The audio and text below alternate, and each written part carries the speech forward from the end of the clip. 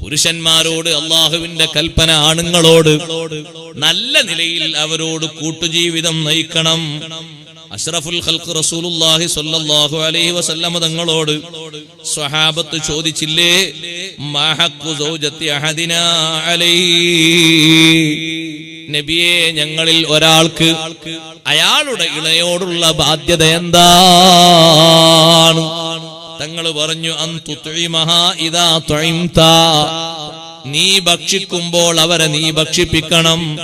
വതക്സുവഹാ ഇദക്തസൈത, നീ വസ്ത്രം പുതിയത് ധരിക്കുമ്പോൾ അവർക്കും വസ്ത്രം പുതിയത് വാങ്ങണം. നമ്മളെ കണക്കെങ്ങനെ? നമ്മൾ പറയും നിങ്ങൾക്ക് കുറെ പണിയും ശുഗലൊക്കെ ഉള്ള അവരോട് പറയും നിങ്ങൾക്ക് വർഷത്തില് 2 കൂട്ടം മതി. നിങ്ങൾക്കോ? എനിക്കൊന്നും പോരാ, എനിക്ക് മാസം 2 പുതിയത് വാങ്ങണം അല്ലേ? അവർക്കും വാങ്ങണം. നമ്മളൊരു സ്വാർത്ഥ താല്പര്യക്കാരാകാൻ പാടില്ലല്ലോ. നിങ്ങൾ വസ്ത്രം പുതിയ ധരിക്കല്ലേ, അവർക്കും വാങ്ങിക്കൊടുക്കണം.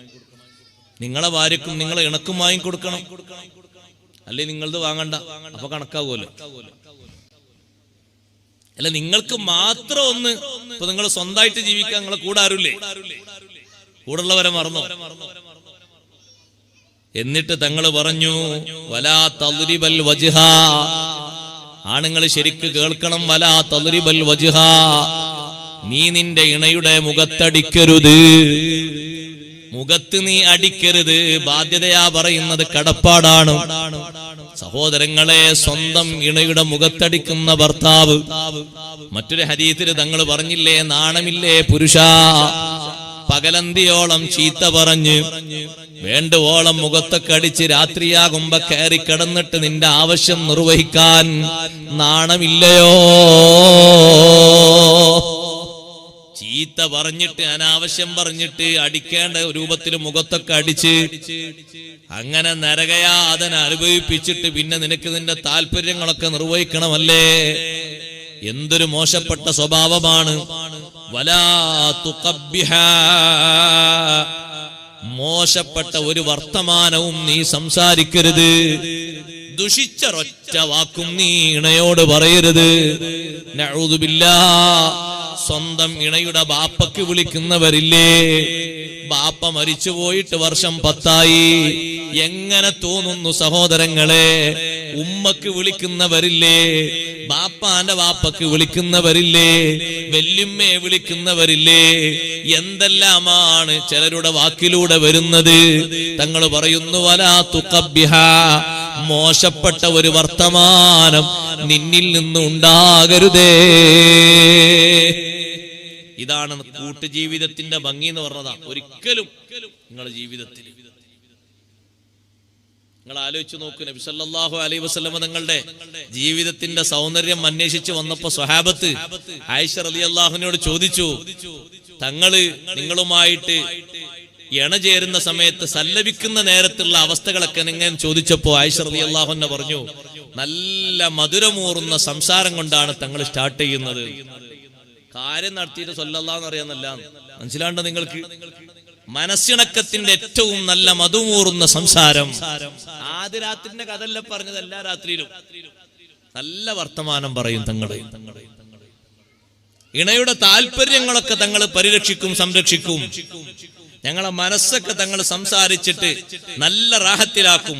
എന്തെങ്കിലും മനക്ലേശം ഞങ്ങൾക്കുണ്ട് എന്ന് തോന്നിയാൽ സംസാരത്തിലും തങ്ങളെ പ്രകൃതിയിലും സമീപത്തിലും അത് മുഴുവനും തേച്ചു മാച്ച് കളയുന്ന പെരുമാറ്റം ഉണ്ടാകും. സുബ്ഹാനല്ലാഹ്.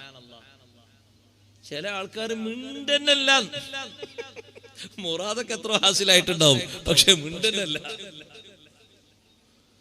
അവരെ മുറാദുകളൊക്കെ എത്ര ഹാസിലായിട്ടൊരു മുണ്ടന്നല്ല. എന്നാ നിങ്ങൾ നോക്ക്, അവർക്ക് സംസാരിക്കാൻ അറിയാത്തൊന്നുണ്ടല്ല.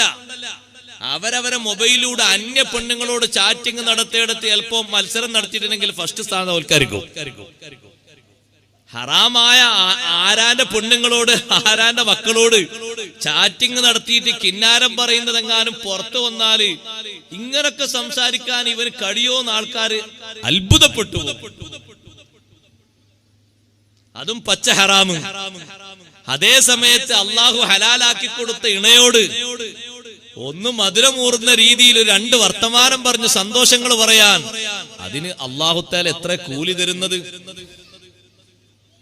അങ്ങനെയാണ് തങ്ങൾ എന്നും തങ്ങൾ വന്ന് നല്ല സംസാരങ്ങൾ സംസാരിച്ച് ഞങ്ങളും തിരിച്ച് തങ്ങളോടങ്ങ് സംസാരിക്കും.